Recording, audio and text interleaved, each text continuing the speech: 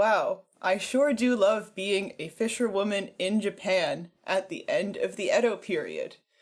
A time when my country has exercised isolationist policies that have made it impossible for any foreigner to set foot in our land, nor for any Japanese person to leave, at least if they hope to return. I am sure that today will just be another day, business as usual, with no changes in our social structure or relationship with the outside world whatsoever. Good morning there. Holy shit. Hello there. Oh my god, Local peasants. I was not ready for this. Oh my god. Good morning. I do apologize for disturbing your peaceful morning with my large black ships. You may recognize my form of transportation. I seem to be a bit of a legend around these parts. My name is Matthew Calbraith Perry. I should explain the reason for my disturbance. You see, I have come on behalf of my good personal friend, President Millard Fillmore. You must have heard of him. I won't lie, all of this information is a bit overwhelming to me, but you do seem like a charming gentleman with dashing manners. Why, thank you. That's simply the way that we are raised back in my home of Rhode Island. Now, I must admit, me and my men have been most terribly parched from our long and arduous journey from Formosa. You don't suppose you could supply me with a glass of water? Yes, absolutely. One sec. Let me just go to the Japanese water store and get you some water. Do y'all put ice in that? Sorry, do we what? Put ice. Is this some sort of strange barbarian custom? This kind of degeneracy must be why the shogunate has kept you guys out. Ice? In water? I see you may be slightly behind our modern practices. We have much to offer the Japanese people. Take this bag of local delicacies known as Twizzlers. Wow. But this color red is reserved only for the shogunate and his close allies. I can't be seen in the streets with this. Where's the shogun, anyways? Shouldn't he be keeping you guys out of here? You know what? I'm getting freaked out by all of this. You just have my water, and I'm gonna be on my way. There's eels to catch. Wait, come back. I need to know if y'all have bodegas around here. Stop, leave me alone. I'm walking away. There's, a kabuki theater over there. There's, I do love legitimate theater.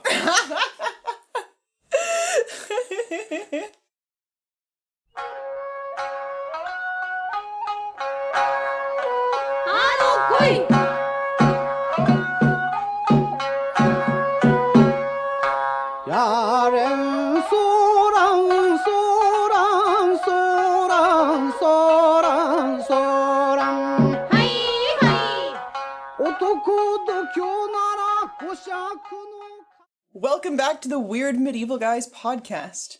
I'm Olivia, and this is Aran, a samurai who enforces my interests. That's right. I may be an Anjin, but I've got these two swords, and I'm very excited about it. So, today on the Weird Medieval Guys podcast, we are journeying to 19th century Japan? That's right, it's Aran, fraudulent. what have you done? So, this episode started life as a debate we were having about when did the Middle Ages end? And I said something completely insane, which is that I said, well, of course, the Middle Ages ended in Japan in the 19th century. Yes, well, I believe it was the day we recorded our first episode, and you said, rather ominously, one day we will do an episode about my belief that the Middle Ages ended in the 1840s. Yeah. And I thought, there can't be anything there. We're never going to do an episode about that. Well, guess what? There's probably multiple episodes that we're going to have to condense down into one. But to be serious for a second, I just know that people are mad about this already. People are already typing. So I'm just going to say, listen to me. I'm speaking directly to you personally, not the rest of the listeners, just you. Stop typing. Let me read a prepared statement that I have written to allay your concerns. Periodization is a tool which historians use to organize information and construct narrative out of the chaos of real human lives. Periods and labels like medieval are useful insofar and only insofar as they describe a set of social relationships within a certain window of time. We distinguish between these periods by identifying key milestones when one order ruptures and another is born. But those social changes don't happen instantaneously everywhere on Earth. In some places, one period can last much longer than the others, due to differences in the prevailing context. Therefore, medieval is not a time period like Wednesday, it is really more of a vibe. If you still feel that we are going beyond our remit by discussing 19th century Japan in a podcast whose title includes the word medieval, I would ask you to consider the following. Look around you. Can you feel the web of entanglements surrounding you? The unending prison of unenforced rules that we have built, telling you what you can wear, how you can act, who you can love, and how. They're just words. But can you feel them strangling you? Aren't you sick of it? This is the world we built. It doesn't have any power over us. Human beings are born free. We weren't meant to live in this gridlock lattice of arbitrary rules and categories. We are dancing animals. You're a real person with a real soul. Remember who you are.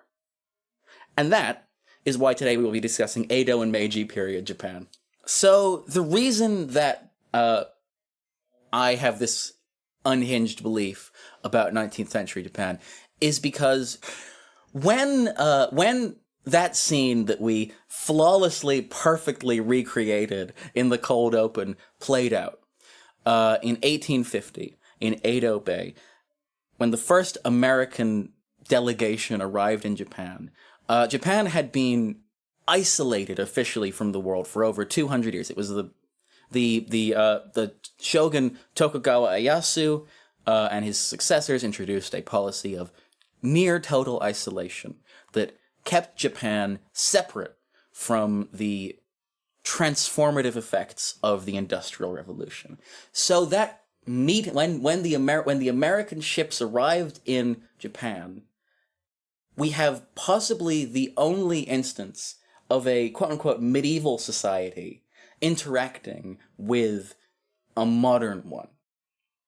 And of course, over the following decades, Japan would undergo a sort of shock therapy industrialization that completely transformed almost every aspect of daily life. And so within a single human lifetime, Japan went from a feudal medieval social order to a modern, extremely westernized society.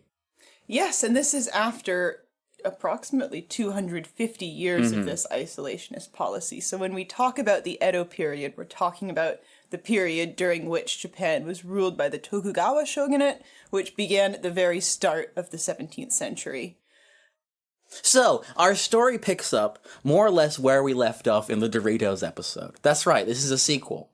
The European hunger for spices and other exotic goods from India and China sort of started to build European trading networks and imperial aspirations further and further east until, the Portuguese and the Dutch and the English make it to East Asia and are sort of milling around in China and Japan, establishing embassies, trying to convert people to Christianity, stuff like that. Normal European stuff. Bringing home absolute boatloads of tea. Yeah. Oh, God. Imagine what my diet would be like if it wasn't for all those Europeans bringing home that Chinese tea.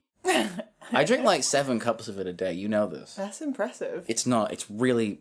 I mean, the UK it's unhealthy. Drinks more tea per capita than China now. Right, for real. Yeah. Well, because we've got one thing they don't. Yorkshire. It's true. We know that Europeans were going to Japan and knew about Japan throughout the Middle Ages, but it's really in the late 16th, early 17th century when we get sort of sustained contact between Japan and Europe. So at this point, Japan is a unified empire with an emperor who is like, descendant of a sun goddess and, in theory reigns through divine right, but in practice is really more of a figurehead above this sort of network of squabbling daimyos, so regional leaders. You can think of the daimyos as sort of the great feudal lords or petty kings equivalent in Europe. The squabbling between these regional hegemons plunges Japan into this period of sort of political instability throughout the 16th and 17th centuries that Europeans just sort of wade into head first and really are very poorly equipped to navigate this very, very, very complex politics. And in 1598, with the death of Toyotomi Hideyoshi, without an adult heir, things get even worse, because now there isn't even an emperor to sort of put a lid on the regional and factional fighting. So it sort of descends into a little bit of a civil war, and the guy who comes out on top is a guy called Tokugawa Ieyasu. Now, little thing, by the way, first of all, about Japanese names, for anyone who's not aware, in Japan, the surname comes first. So Tokugawa was the family name. Hence, the period of the rule of Tokugawa Ieyasu and his descendants is called the Tokugawa shogunate. So the most important thing for our purposes that the Tokugawas do after they take over and declare themselves the shoguns, which is essentially like military governors over all Japan, ruling in the name of the emperor, is introduce a policy of sakuko, which means isolation. Basically, all foreigners are expelled from the country, except for the Dutch, who can trade at one little island in Nagasaki. But and no. not even a natural island, a fake island. No, which the Dutch I think would appreciate. They built a zoo enclosure for the Dutch. Like, what do the Dutch like? They like reclaiming land. Yes, you're right. It's their natural habitat. Right. They probably loved it there. So there is continued trade on a very limited scale, but for the most part, Western influences are banned. So Christianity is banned. It has to go underground. The printing press is banned in Japan. And of course, foreigners can't come in to the mainland, and Japanese can't leave, as you mentioned earlier, if they ever want to go back. So Japan sort of enters this period of extreme isolation, right as the rest of the world is hurtling towards modernity. And, the pace of change is only going to increase in the rest of the world. And this period of extreme isolation lasts for almost exactly 250 years, until a little event that we'll get to later happens. Yeah. And in the meantime, the rest of the world is kind of just, business as usual. By the 1850s, we've not only got all sorts of wonderful technological inventions like, advanced artillery and, large-scale printing. We've also got things like potato crisps being invented, the Crimean War being about to start, Vincent van Gogh, sorry, I should say that in Dutch, Van Gogh, is being born somewhere out there, and the Civil War will soon break out. So, and you gotta say in America. And the Civil War will soon break out in America. I really belied my American exceptionalism. Oh my God! You guys bias. had a Civil War as well. Yeah. That's so crazy.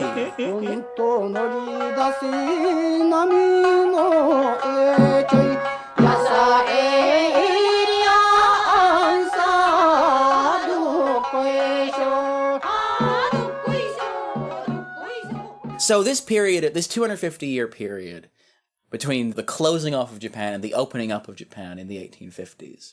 Historians call it the Edo period because Edo was the capital of the shogunate government. And so they just Edo period. Mm-hmm. Emperor's living in Kyoto, but don't worry about him. He doesn't matter until later. We'll get back to the emperor.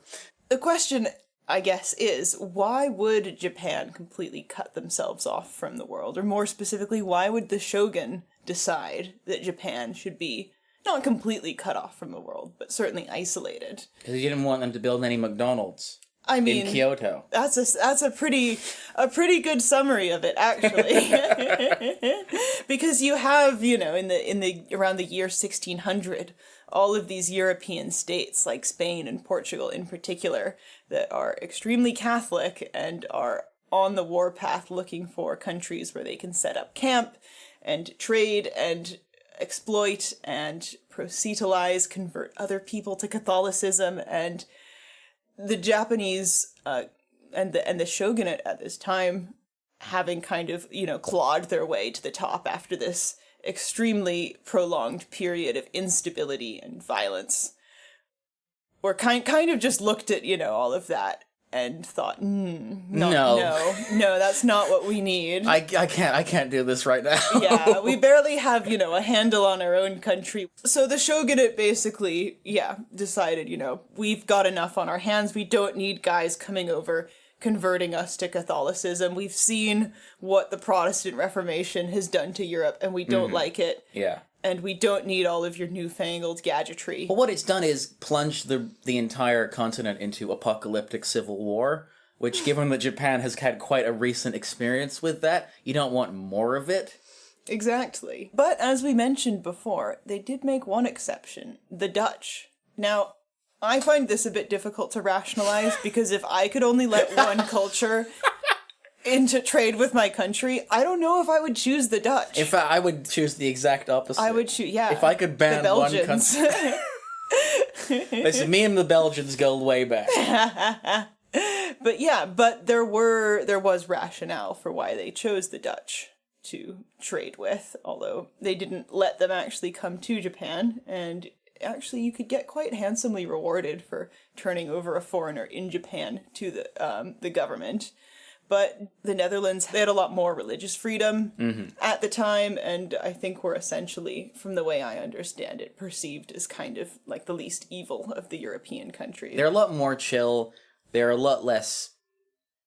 Well, no, they're not without they weren't without their own problems. But I think out of it, it's not unreasonable to look at the Dutch and in comparison to, the English or the Portuguese or the Spanish, and see what's happening in kind of the rest of Asia, and even to some degree in the Americas already, and say, I guess, best of a bad bunch. Yeah, definitely. Especially when you see what's going on in, for instance, the New World at the hands of the Spanish. I think it's really important to emphasize that these two kind of threats of like these two factors of Western technology and ideology and Christianity were really seen as going hand in hand. And Christianity in particular, I don't think it requires that much explanation to show why it was perceived as a threat, because it was essentially being used as a justification to violently suppress people. Oh yeah, I mean, you mentioned the link between ideology and technology, and that's why the ban on Christianity included a ban on the printing press. Yes, because the printing press was indelibly linked with the Protestant Reformation. Yes. And these countries actually, over the course of the 16th and 17th centuries, were slowly gaining a foothold in Japan. There actually were loads of missionaries, and they were converting people in Japan to Catholicism. There were Christian aristocrats. It wasn't like a fringe thing. Yeah. Like Westernization and sort of European cultural colonialism, even if Japan wasn't at any point a colony, the spread of Western ideas and Western political influence networks was absolutely very advanced by the end of the 16th century. Yeah, exactly. Something that is explored in great detail in the television program Shogun. So, in the Edo period, much like medieval Europe, Japan was a feudal society. Now, there are lots of people who will rear back, lots of historians who will spit at me for saying that, because there are important differences that we'll touch on. But also, I would say in response to that, a lot of historians don't even think that feudalism is a useful term. So, and in fact, it's actually more helpful to talk about feudalisms. Yeah. And I think it's pretty undeniable that Edo period Japan had a form of feudalism. So the vast majority of people would be peasant farmers.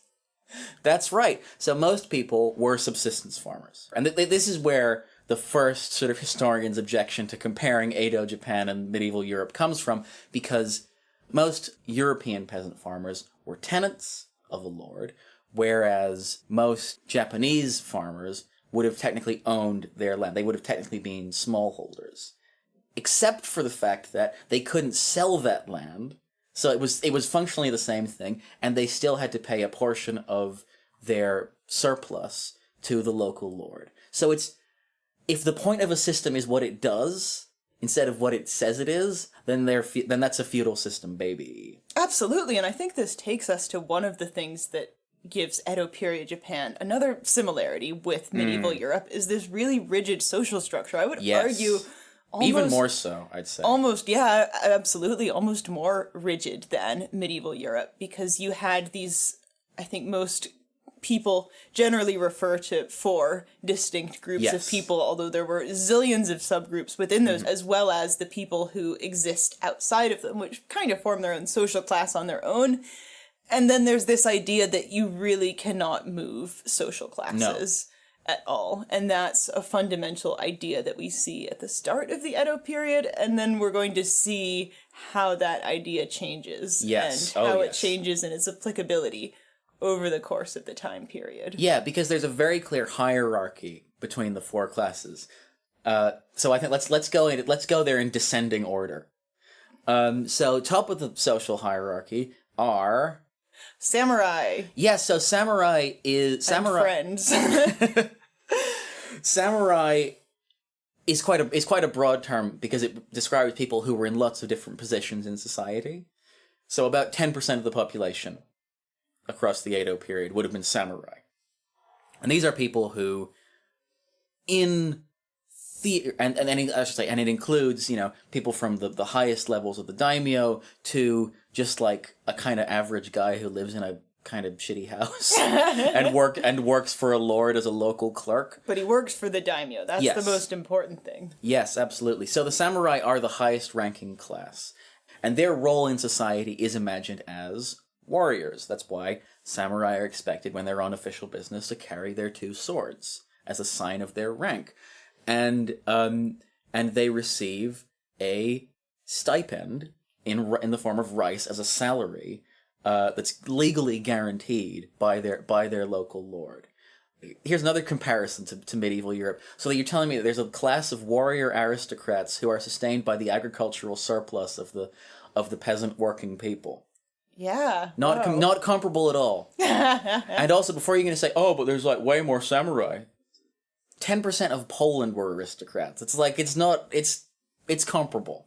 I think knight as well is a term that doesn't necessarily have a fixed definition. It was also just a guy with a bit of land, maybe a sword.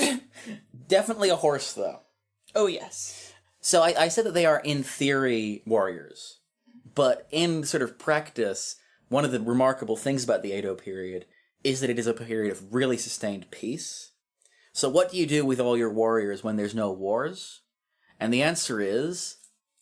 put them to work. They become bureaucrats. Yes! So in Edo period Japan, the civil service, such as it existed, would have been staffed by samurai. So again, you went to the local tax office, and there'd be a guy with 2 swords. To greet you. And he was legally required to have the 2 swords. Yes, and you were legally required not to. And you were legally required to be nice to him, otherwise he was legally able to murder you. Yes. So this was a legally codified right called the Kirisute Gomen, which literally means right to strike, and it basically meant that if you were a lower class than samurai and you pissed off a samurai, or more formally, degraded his honor, he had the right to kill you. And this was a right that absolutely was exercised, especially early on in the Edo period. Yeah, there was really only one requirement for you to be able to exercise that right as a samurai, which is you had to go to basically the local police station and report it. Be like, listen, I just killed this guy, but don't worry, it's cool, he was mean to me. Exactly, yeah. So one example of this happening was there was a man named Saiheiji Tomo, who was the treasurer, another example of a samurai bureaucrat, of a local family. And he was bumped into by a peasant, and the peasant apparently ignored Tomo when he demanded that the peasant apologized. Then Tomo, who at this point must have felt like he was being really benevolent, said, okay, I'm going to give you one more chance.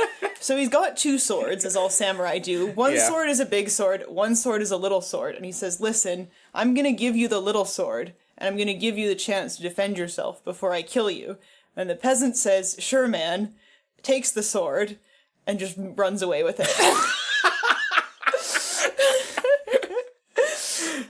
Which is an absolutely powerful move. Brilliant. But Tomo did later find the guy and kill him, along with his entire family. Oh, that's a bit of a bummer. Unfortunately, it could have been de-escalated sooner, probably. Yeah. After the samurai, do you know who the second most valued parts of society are?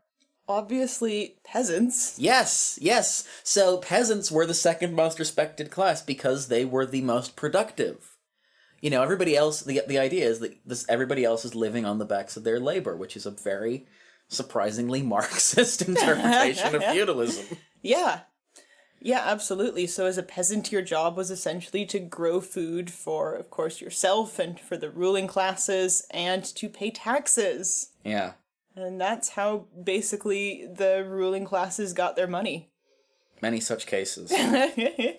Second to last are the artisans. Yeah, the people who make stuff. Yes. And artisans is quite a broad term, isn't it?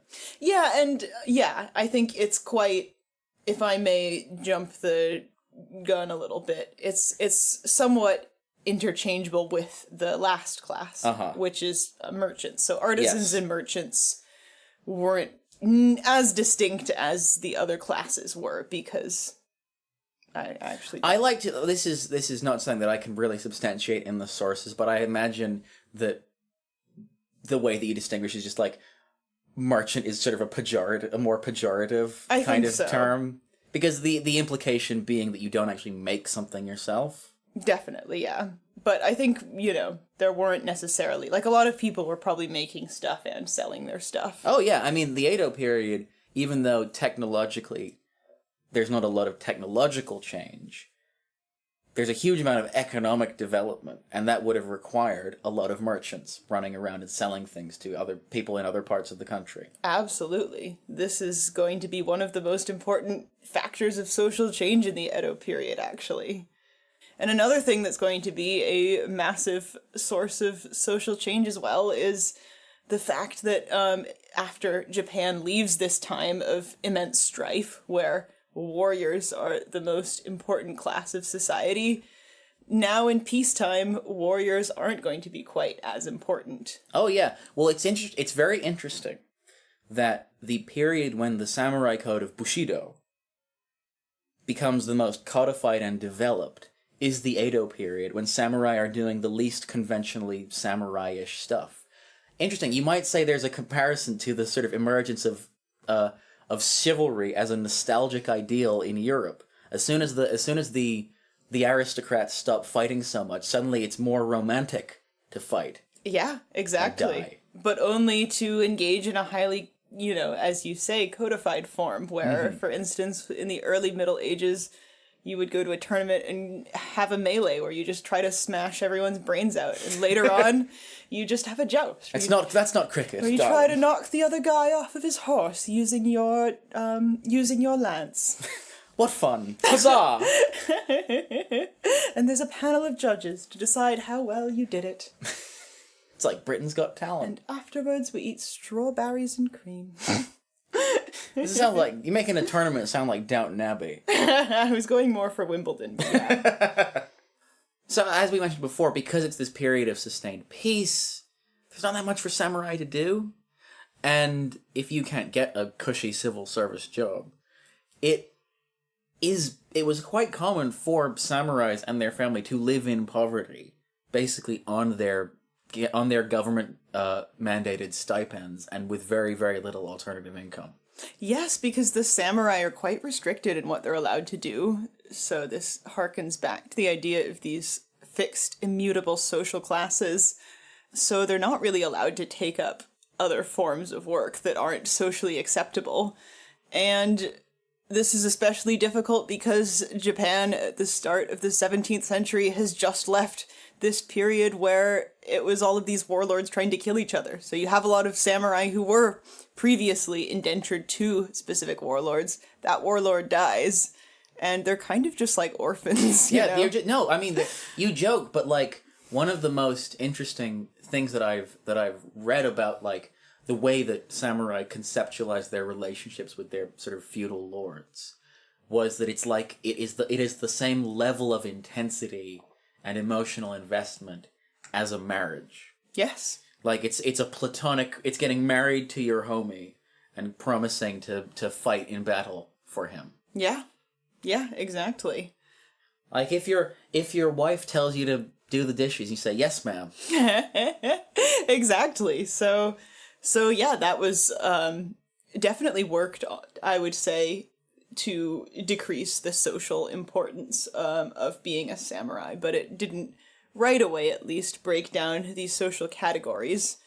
One anecdote, I forgot to mention this earlier, about sort of social rigidity in the Edo period is that apparently the shogunate would post road signs all over the country that read Mino Hodo Washire, which means in Japanese, know your station in life. Oh so imagine just like how, nowadays you'll see signs that say don't drive drunk or like don't hit children with your Range Rover.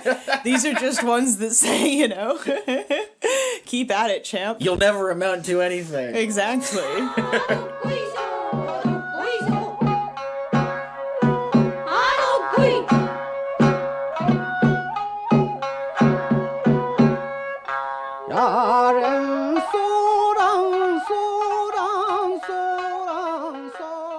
It's also really important to understand about Edo Japan is that although I think there's this real image of it being like a kind of a living fossil, this like perfectly preserved medieval society existing in the 19th century, it's not rigid and it's not fixed, and it's like there was a tremendous amount of social and economic change over this 250-year period, just not in the same way as we saw in the industrializing world at the same time. Yes, exactly. And so there's a few different sources for this. So we've talked a lot in Europe about the importance of wool. They had that in Japan, but not the main textile. Main textile earlier on was linen, and around the 16th century we have the introduction of a new fiber. A new fighter enters the arena, and this is cotton. And so cotton, that might not sound like a big deal. Linen, cotton, what's the difference? A lot of people today probably couldn't tell you. Medieval Japanese peasants could tell you, or Edo Japanese peasants could tell you. Cotton is a heck of a lot less work to grow, to process. You basically just like pull it off the plant. So it's like even easier than like farming sheep. You don't have to chase a sheep around. Exactly. And like linen, the cotton plant does not have to cooperate with the process. And linen is like a massive pain in the ass to process. I won't even get into the details of that, but like trust me, absolute massive hassle. And so cotton is kind of revolutionary because unlike a lot of Northern Europe, or a lot of Europe in general, you can actually grow cotton in Japan. It's got a great climate for growing cotton. And so peasants, trying to find a phrase that's not cotton on, peasants cotton on pretty quickly to this. Why would you want to find another phrase? That's the best phrase. And they're like, oh my god, we can grow so much cotton. And pretty quickly on, it overtakes linen as the main fiber. And the problem is that cotton is actually way too easy to grow and process, and now everyone can do it. And now you have common people, peasants, farmers, who are not just growing cotton to make their own clothes. Now they have extra cotton, and they're selling it to other people, and that's not right, because that's not their job. They just grow things. The artisans make things. The merchants sell things. They're making a surplus and selling it as a commodity. Oh no. This is not great, and it is not in the spirit of our rigid Japanese Edo social order. So not a cash economy. This is a huge threat. And especially in Osaka, which is a pretty big social hub at the time, as it is now, big city, and it's also a center of cotton production. And so in 1772, the Osaka city government actually passes a law saying that everyone who is in competition with the Osaka cotton guilds...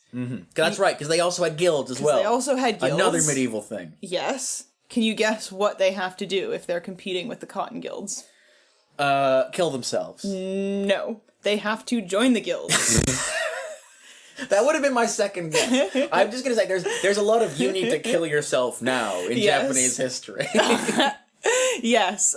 So of course we talked, for instance, in our... Sorry, I'm just drowning in wool over here. I'm so sorry. There's literally like this loose wool. I know. Everywhere. I know. I always find it in my pockets. I'm always like, why is this here? And it's always because I put it in my pockets. Funny that. Anyways. How did all these things get here? I put them there. I just, as cause and effect, I never quite got the hang of it. It's probably because you have ADHD.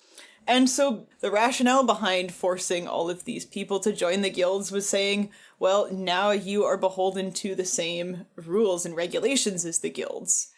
And this is because unlike, the Western world where capitalism was rapidly developing and the idea of an economy that was dominated by large producers who could compete with each other was beginning to take hold as something that was a good and healthy part of an economy. Mm-hmm. The shogunate basically perceived the opposite. They thought, no, actually, we like things going exactly at the pace that they're at, and anything that, threatens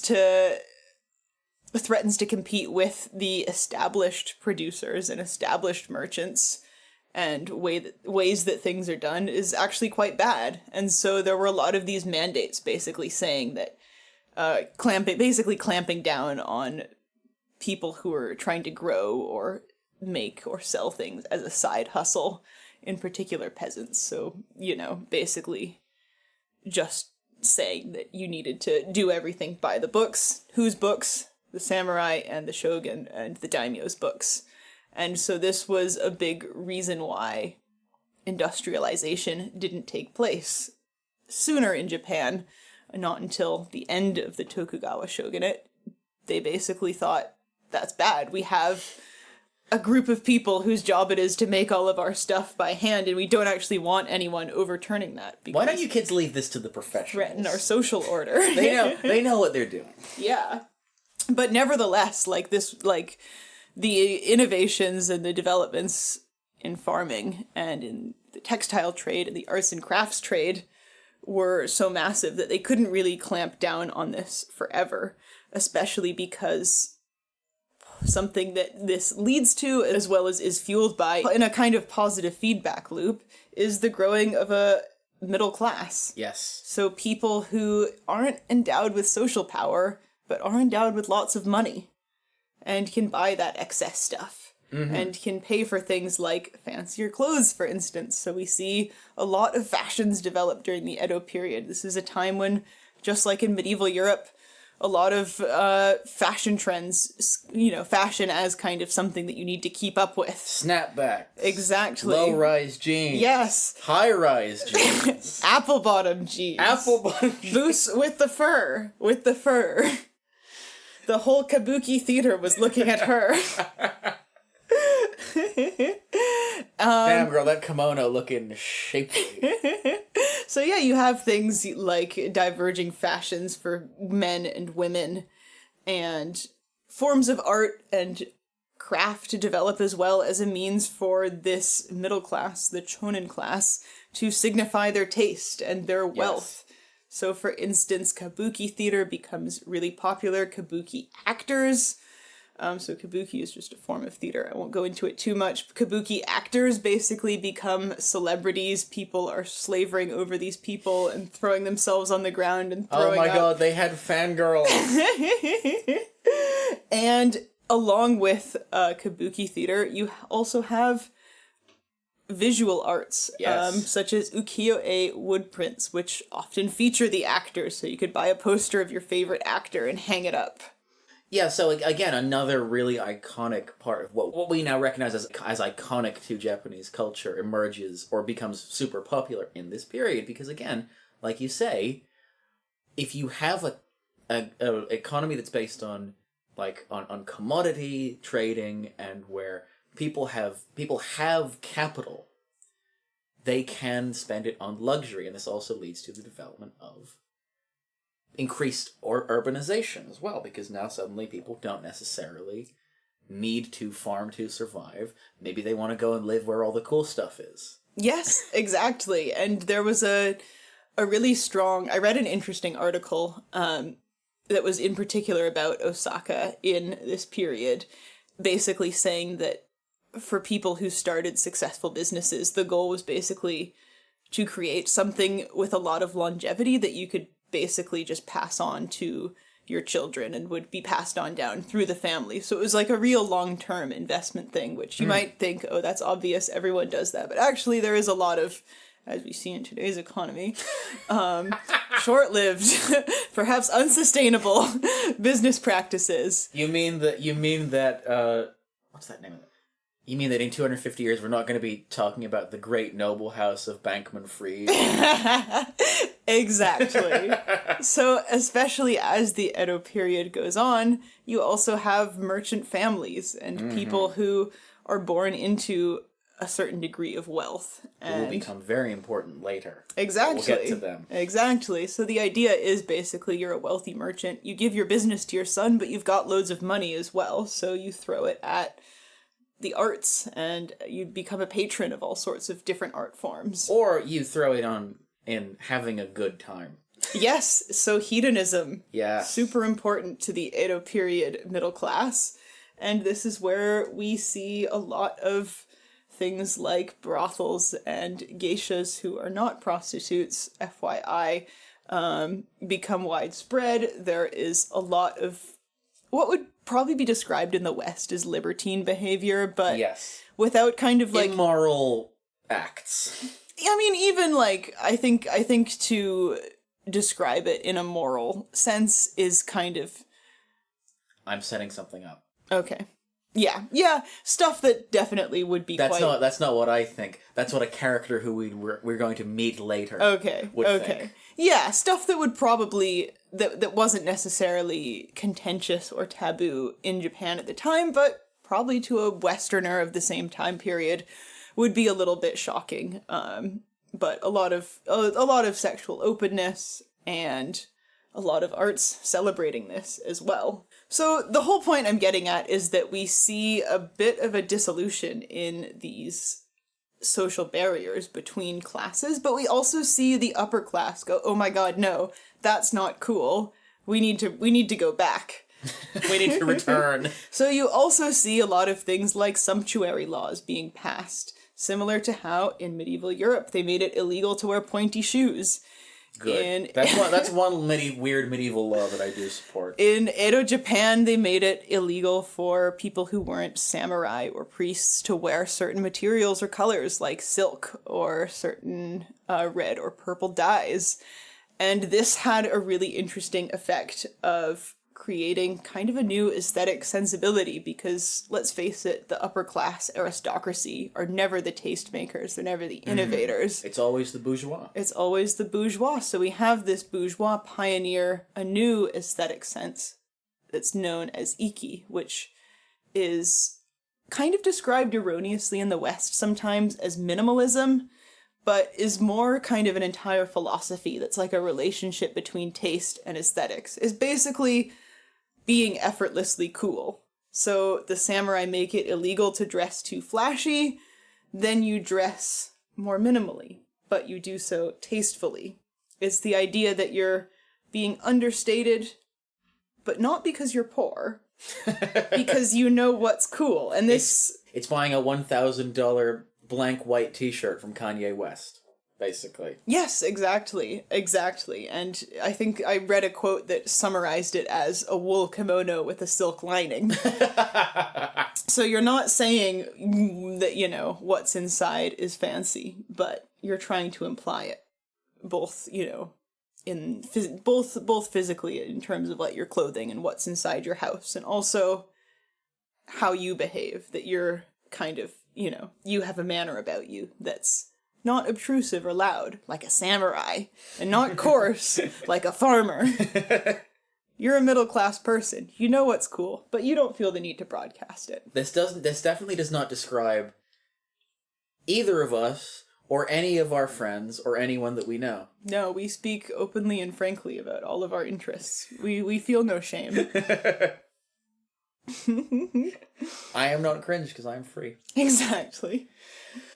So you kind of have, as the Edo period goes on, the middle classes kind of overtaking the samurai and the lords in terms of importance, and a lot more social mobility. And in the meantime, the shogunate is slowly kind of foundering, so they've realized that just taxing peasant farmers isn't the most lucrative thing to do. Actually, all of the merchants are more wealthy. The samurai are getting more unemployed by the day. They are generationally unemployed. They have pot bellies and, drink beers on the couch while the merchants are out cavorting, going to the theater. Oh, there's no better exemplar of this than there is a booming trade in samurai swords. Yes. Because a lot of impoverished samurai, they sell their swords to merchants. Yeah. The shogun actually passes a law saying now merchants can carry swords too. But they could actually, they can carry sword, singular.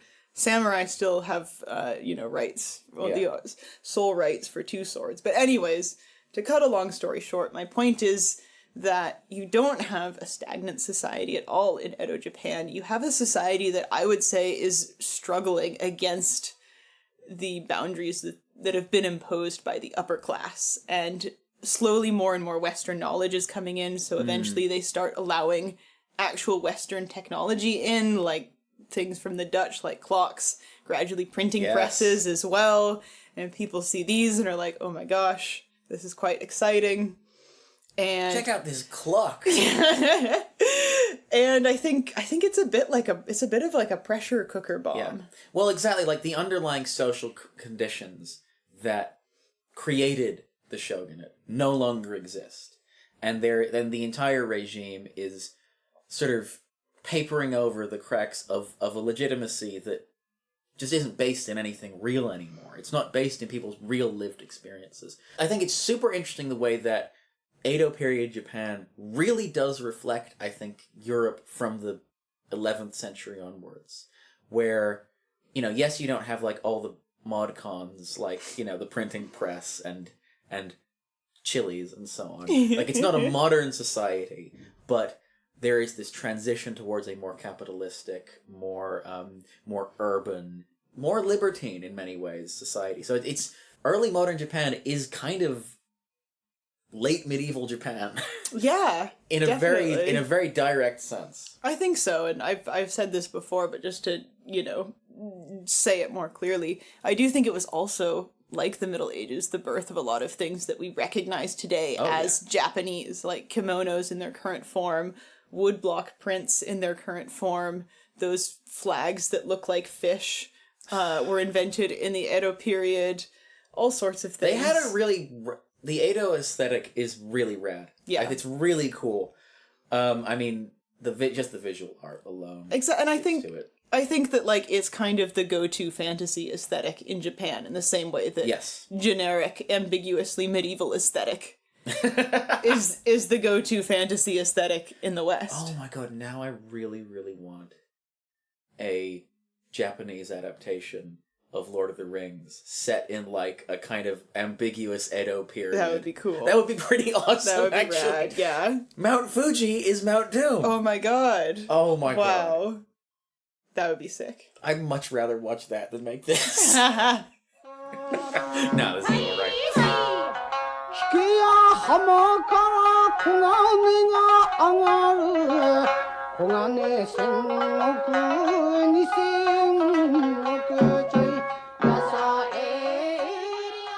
So, meanwhile, what's been happening in the rest of the world?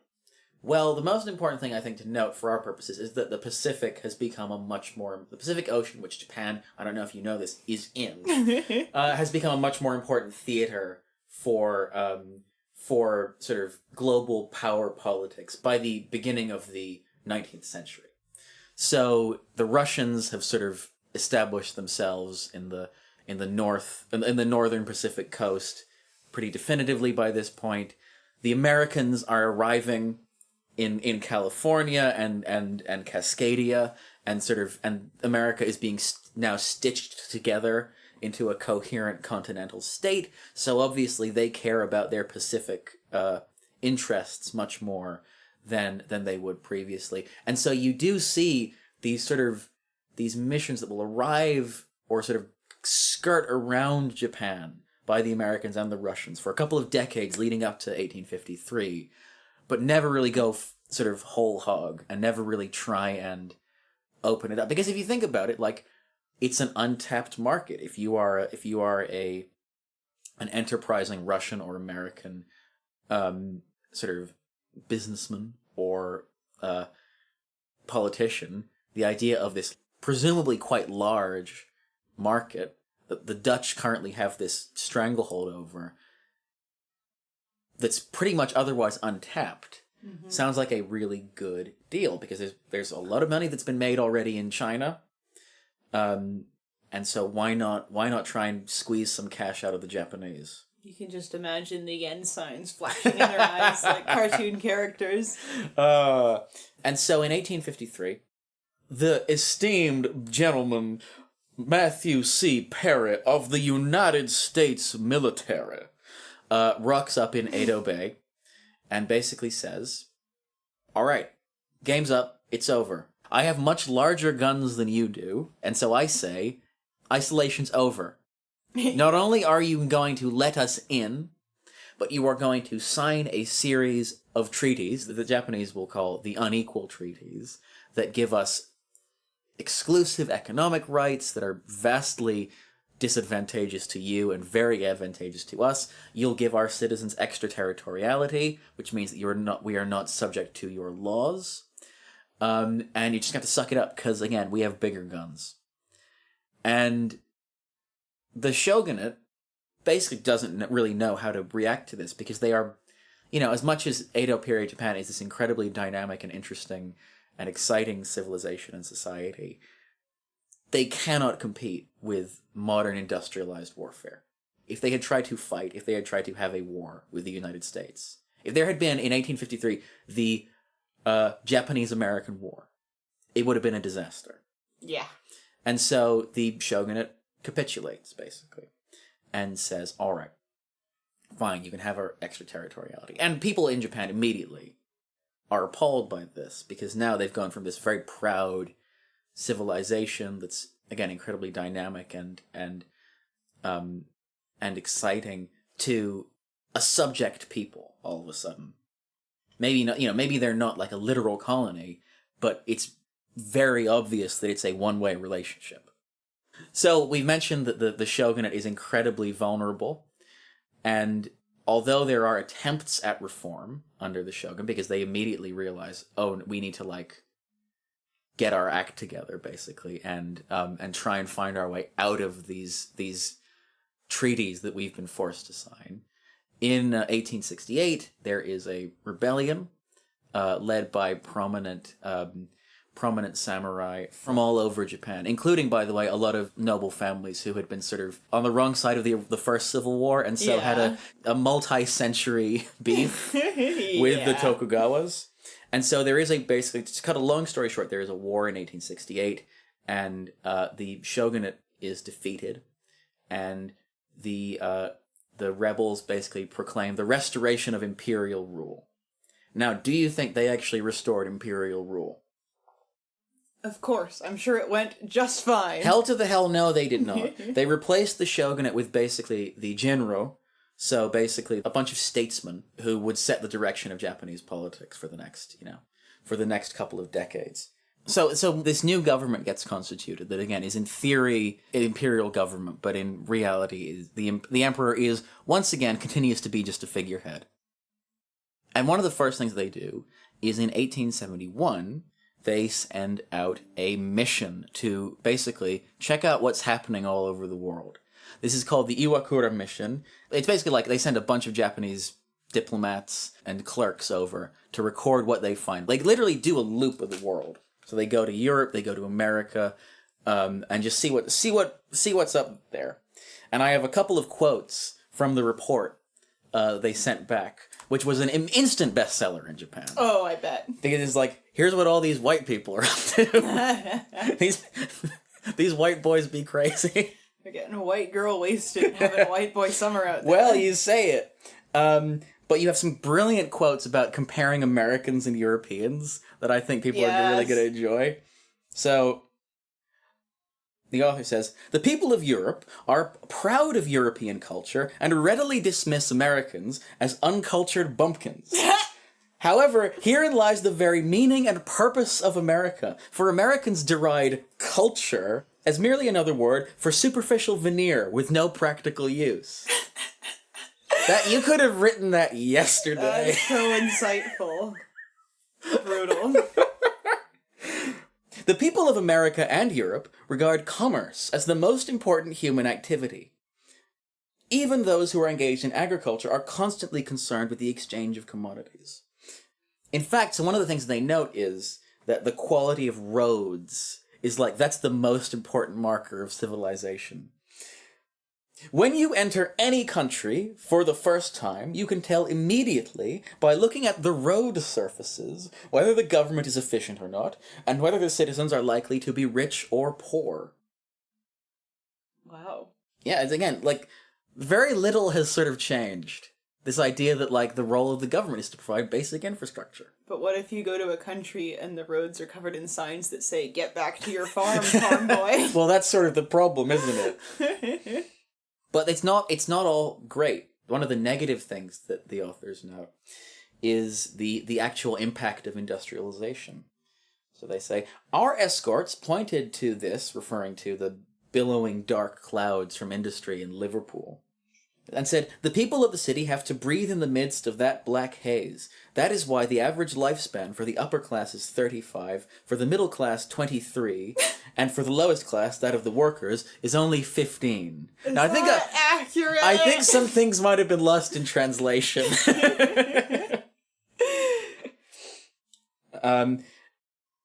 We also get commentary on political systems, because one of the things that the Japanese are trying to learn about is, like, well, okay, we don't have a shogunate anymore. What should we do instead?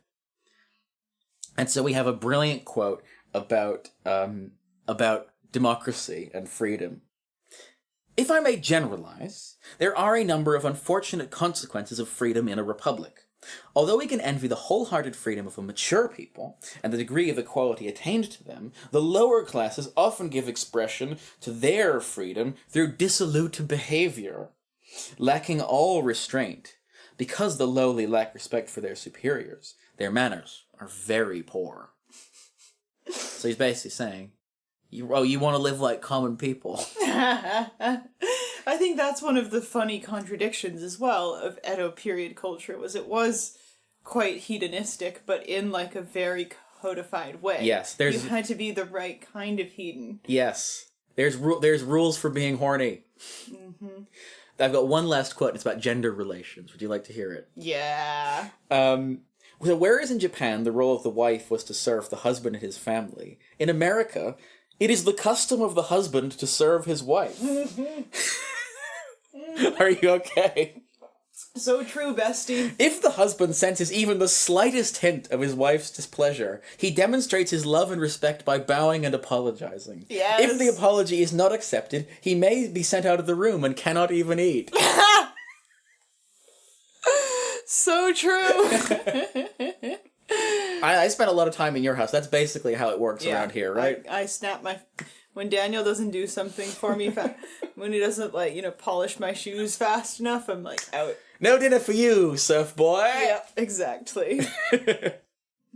That was pretty good, right? I shall spend the rest of the night with one of my concubines. Who are your concubines? I don't know. I was reading about, I think I have concubines on the brain, because I was reading about, how in Edo Japan it was one of the only ways that you could be socially mobile, especially as a woman, was to become a samurai's concubine. Because of course a samurai couldn't marry a woman outside of his caste, but he could have a woman from a different social class as a concubine. And that was actually, there was a phrase that was like, better a, samurai's concubine than a farmer's wife. Which is fascinating. And So apparently, like, they had very vibrant lives, the concubines. They caused a lot of, like, social upheaval. Girls getting it done. Yeah. Once the Iwakura mission had reported, the focus of the new government became on basically imitating the West so that we can kick them out. Developing economically to the point where Japan is strong enough to resist Western commercial and political pressure. So the fundamental first thing that they do is land reform. So they pass legislation that makes it easier for peasants to sell their plots of land.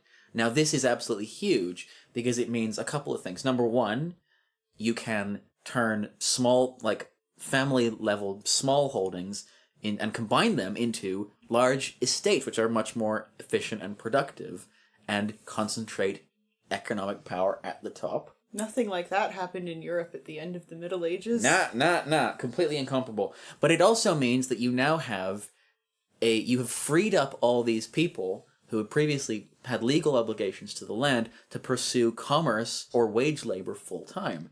Now, because you have all these people who are milling around with no farm to go to, well, isn't that convenient? Because we're building all these new factories in the cities, and it would be really cool if you guys went and worked in there. So you see a massive influx of people into places like Edo, Kyoto, Osaka, that were already major population centers, but become the centers of industrial activity. And by the way, I should say very quickly that although we like to think of capitalism and capitalist development as this sort of being powered by free enterprise, one of the reasons why Japan is able to industrialize so quickly is because of the crucial role of something called the zaibatsu. I'm going off reservation, aren't I? You don't know about this. Yes, you're right. So, have you ever wondered why quite a lot of Japanese companies seem to make a lot of really disconnected stuff?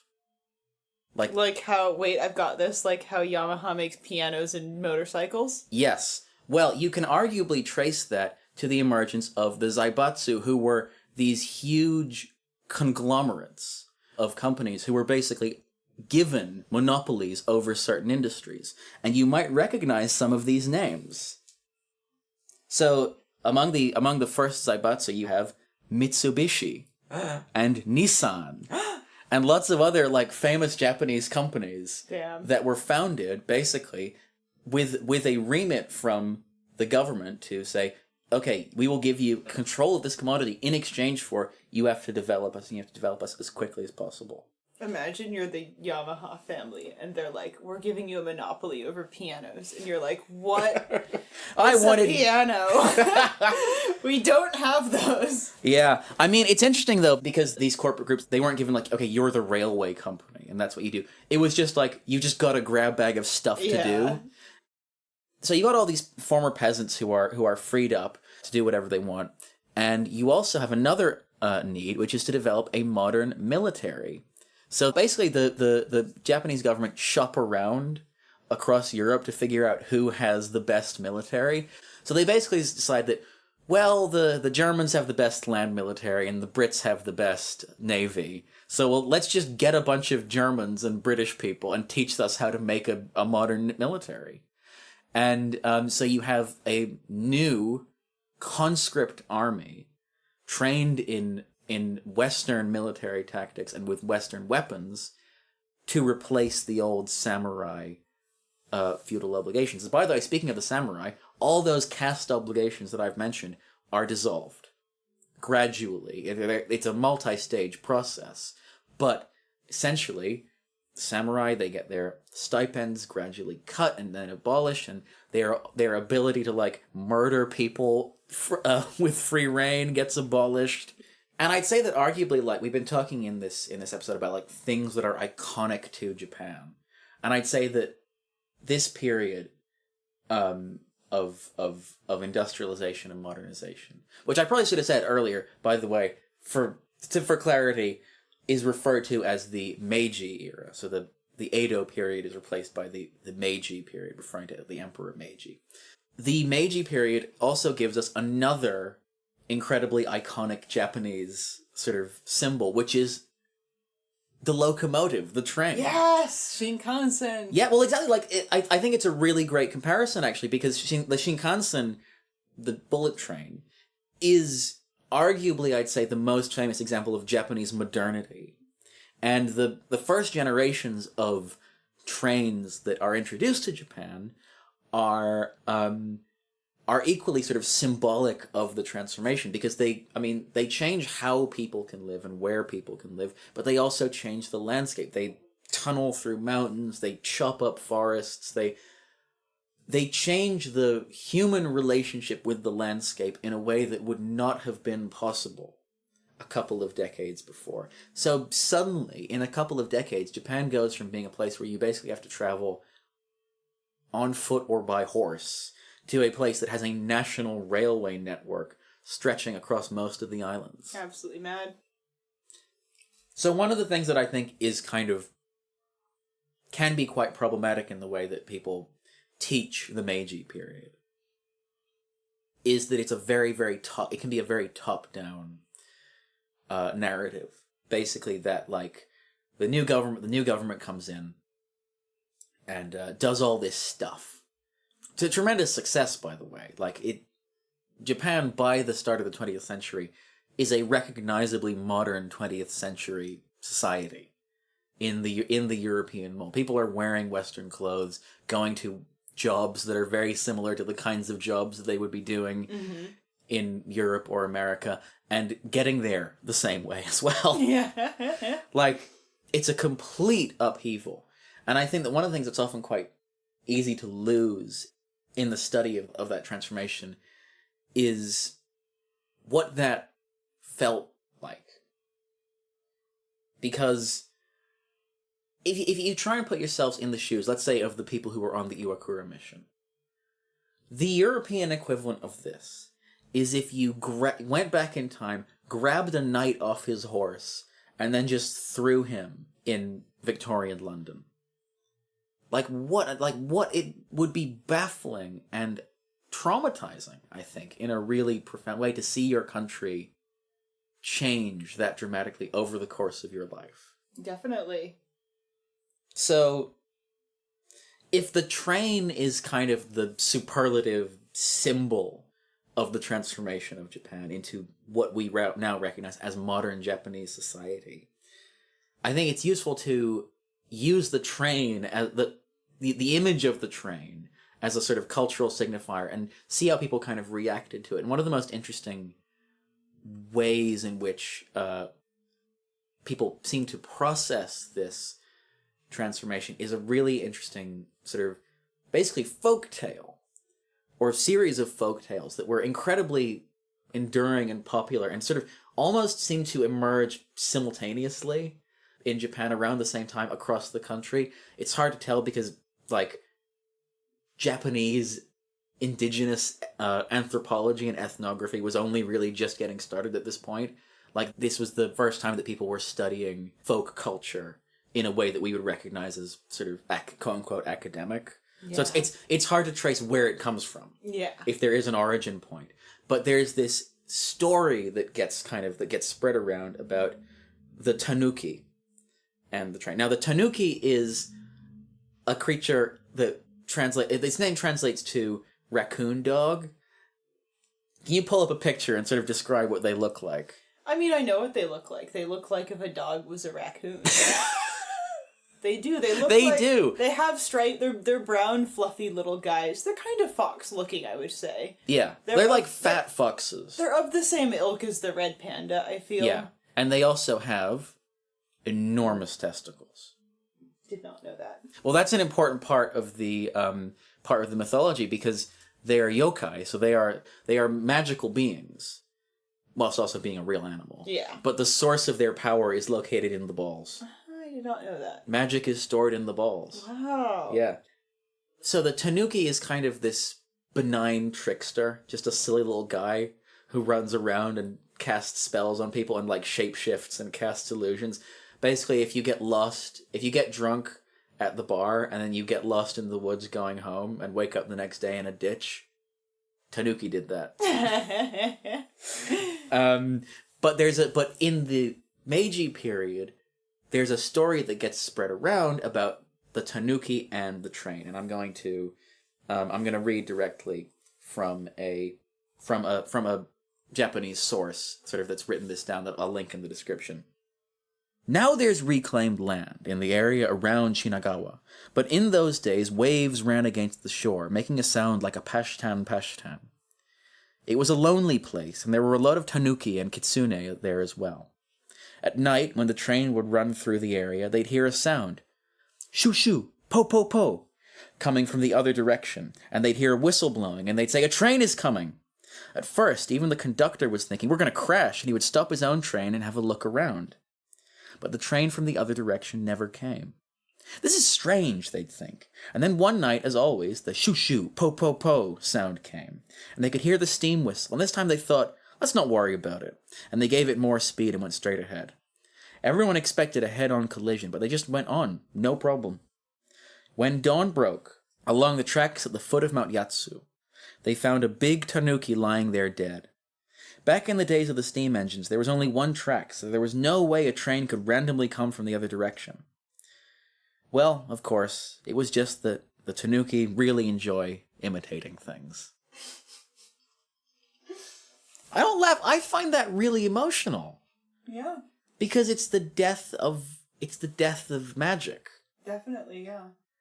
That, we talk a lot in this show about the uncanny and the supernatural, and try to sort of rationalize it and explain why people hold those beliefs. But I think that at its core, I think the reason why people in medieval Europe and Edo Japan had these kind of mystical beliefs is because the world is not under human control.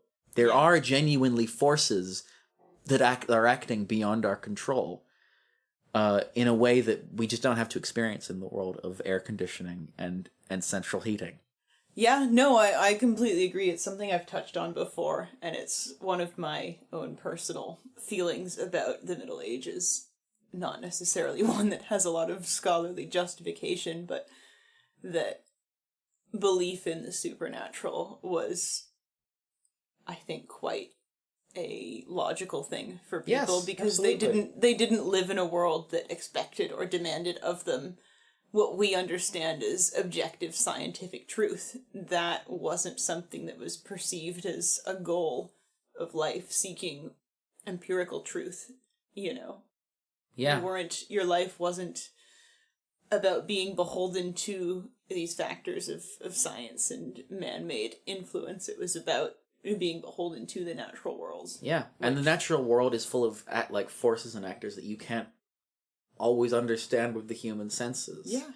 And so, when you leave the confines of the city and the human world, and you kind of enter this liminal space where there are forces beyond the human mind to ken.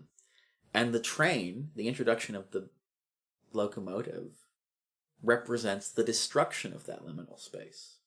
This is a almost crass thing to say, but I think what the Tanuki story kind of invokes to me is kind of the same thing as like the Lord of the Rings, in the sense that it's the end of an era of magic, and you're now entering, which is a very explicit theme of Lord of the Rings. Yeah. That industry is kind of killing the magical world, and you're transitioning out of this slightly supernatural place to this new world of machines and top hats and rationality. Yeah, absolutely.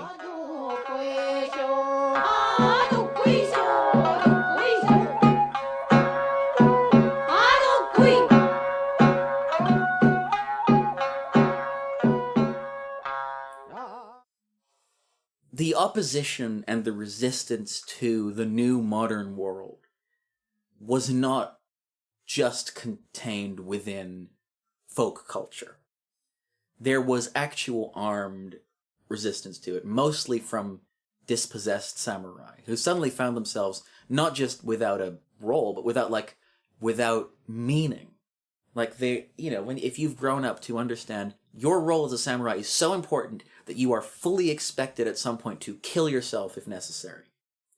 And then suddenly some guy comes along and says, actually, it's fine. Don't even worry about it. You don't have to do any of that shit. How much for the swords? I want to put them on my wall. Yep. Like, that's disgrace. If that's what you value and you have been taught for centuries, your ancestors have been taught to value, that's flagrantly insulting. And so you see small-scale samurai revolts across the sort of the early Meiji period. But the main sort of, organized opposition to this comes from what's an event called the Satsuma Rebellion in 1873 that is led by a guy, one of my guys of all time, I would say, Saigo Takamori. So, Saigo Takamori was born in the 1820s in Kagoshima to a actually quite poor samurai family. His dad was a tax collector, and his family lived in actually relative poverty. And we know from Saigo's sort of early years that he's a very deferential and quite conservative person, even by the standards of Edo period samurai. He's very deferential to his feudal obligations, and when he eventually becomes released of those feudal obligations, it is hugely traumatic for him. As a young guy, he gets a job as an assistant clerk at a local administrative office, basically the equivalent of working as a secretary in your local council. Useful, important work, but not necessarily indicative of, future national political aspirations. Someone has to do it. So, the fact that he is this kind of low-caste samurai, and he comes from a part of Japan that is not close to the center of power under the shogunate, either geographically or politically, it's not surprising that he ends up sort of siding against the shogunate in the Civil War in the 1860s, and becomes a war hero for his role in the overthrow of the shogunate. And he gradually sort of works his way up to becoming a national political figure. He doesn't always love the direction that the country's going in, but he's like, okay, well, I'm going to serve my country, for good or for ill.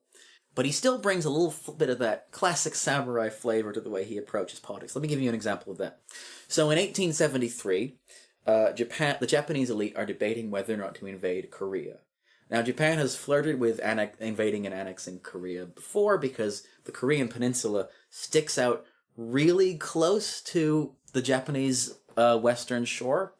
And so Korea is often referred to in Japanese writing as the dagger pointed at the heart of Japan, because it's too dangerous to have that as an independent kingdom, basically. And so Saigo comes up with this ingenious way to sort of create a war. He says, listen, here's what we're going to do. You send me as an emissary. I will behave so appallingly and offensively that they will have no choice but to murder me. And then you will be able to declare war on Korea. That's kind of real. And the rest of the Japanese elite are like, no, what are you talking about? That's insane. And so he sort of resigns from the government in frustration and goes back to his home in Satsuma.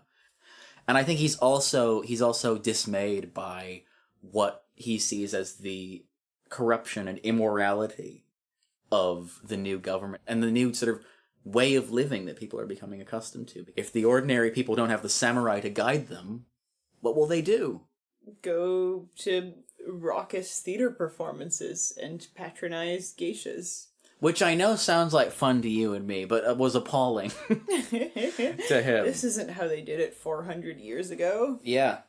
And a bunch of people resign. A bunch of people in the lower levels of the samurai also resign at the same time as him. And he has this kind of almost paramilitary force milling around in southeastern Japan, looking for an outlet.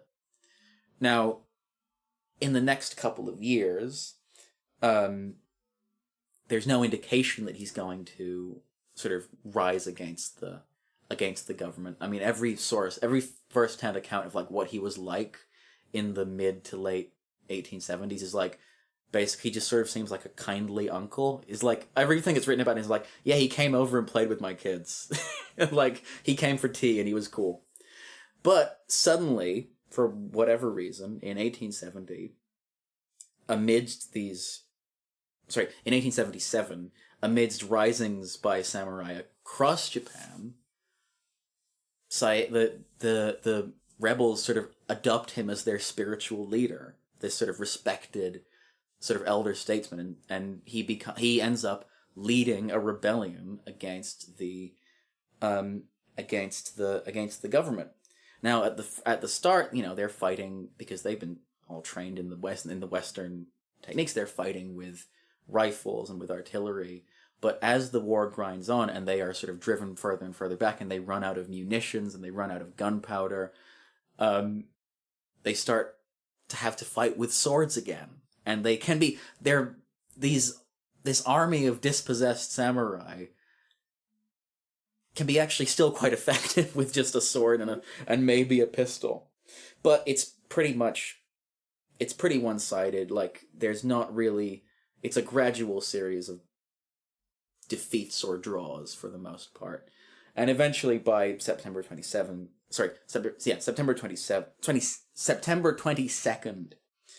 Is this interesting, by the way? Yes, it is. I'm about to reach the end. Just re-say September. It always sounds weird if you say something and then mess it up and then say it again in a way that sounds more frustrated. Yeah. Because then I have to cut out the first bit and it just sounds like you all of a sudden became really frustrated for no reason.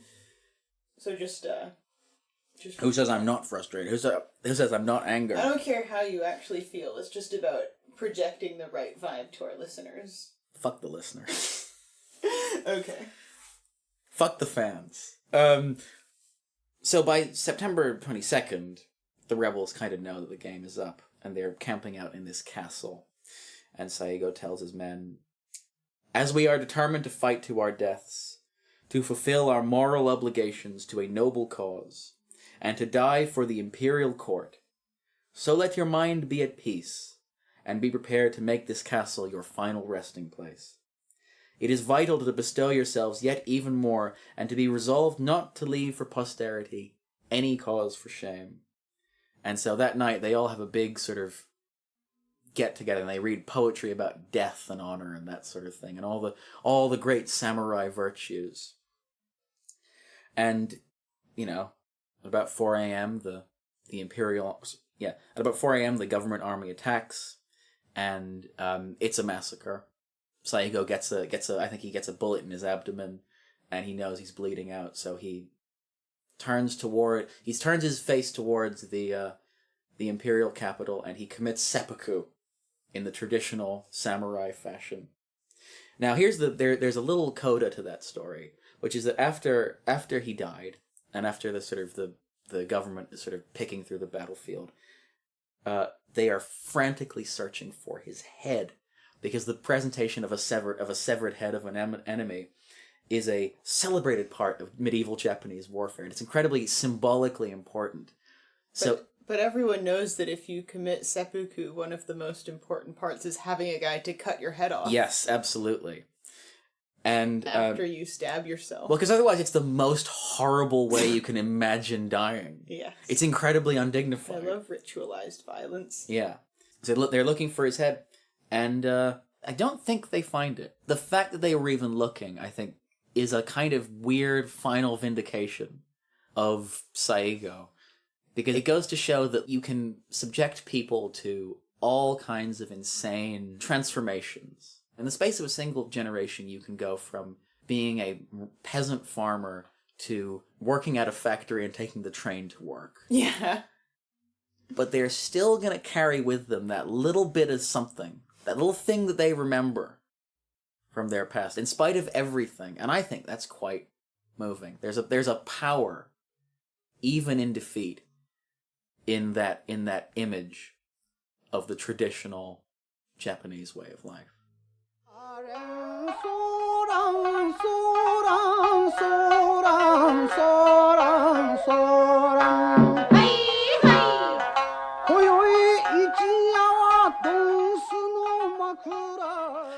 Well, as always, that's about going to do us for this episode of the Weird Medieval Guys podcast. If you listen to this point, then thank you very much for taking a chance on something that did not occur between the years of 500 and 1500. Don't... Listen, look, I know it's not the medieval period, but guess what? We're all nerds. We're all nerds here. Try and be a fun nerd, okay? Exactly. If you liked this episode, please pay tithes to your local daimyo. and also let us... If you didn't... Start that again. If you liked this episode, please pay tithes to your local daimyo. Which means leave us a 5-star review and or a comment on Spotify. And if you didn't like it, please pawn your sword to the nearest merchant. I'll go much further than that. No. You need to commit seppuku now. Oh, but yeah, if you did enjoy it, let us know. I mean, we've got loads of comments from the last episode, which it feels like we recorded that Welsh Bards episode 100 years ago. Yes, I should apologize that we've gone so long without an episode for you beautiful people.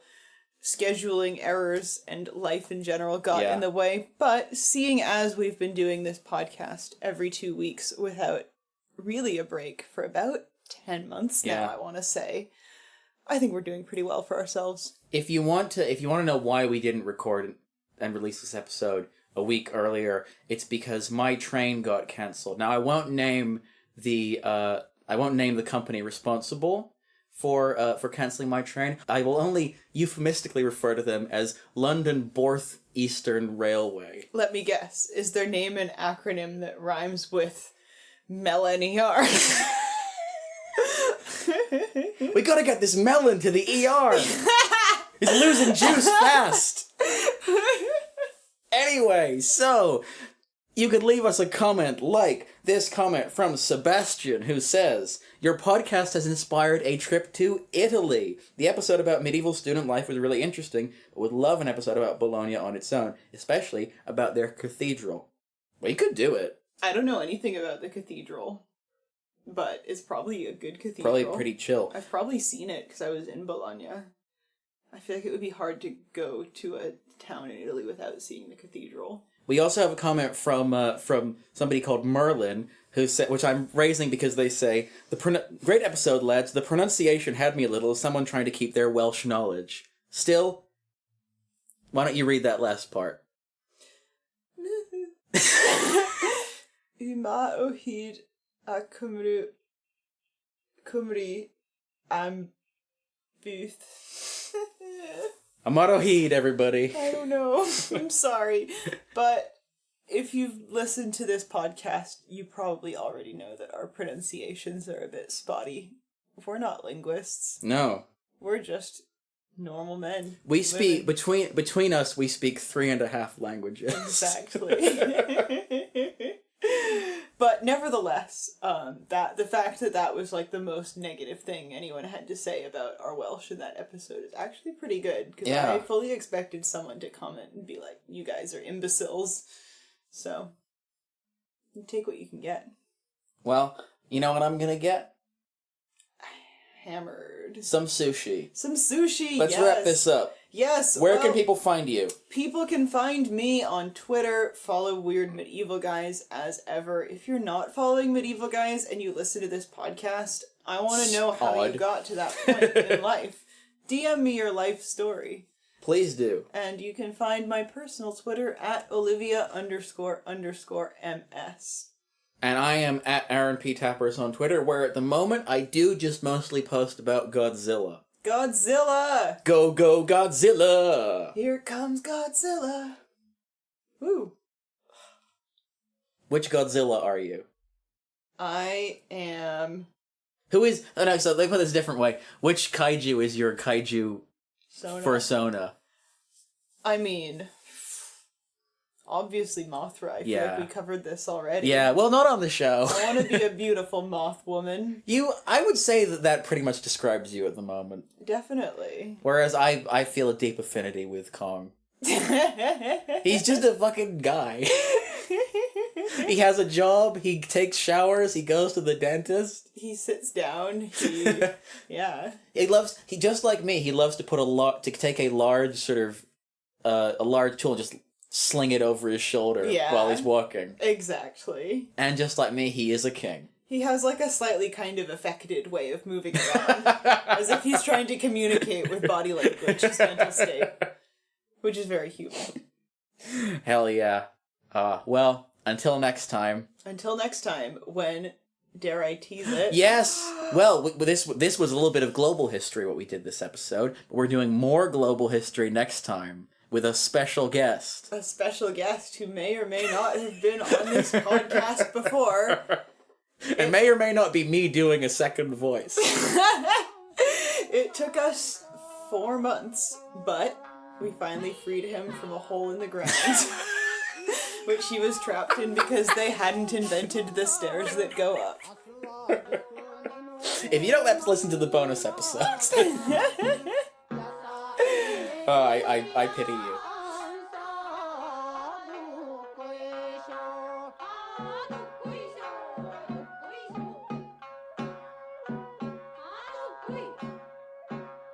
Like how duels started off as something where you would actually try to kill each other and then just became something where you would pretend to try to kill each other. It was a bit like that, where like samurai still had the prestige of being like, I could kill you, but they wouldn't actually do it because it would probably make people upset. It's like murder edging. Yeah, exactly. This is a serious, legitimate history show.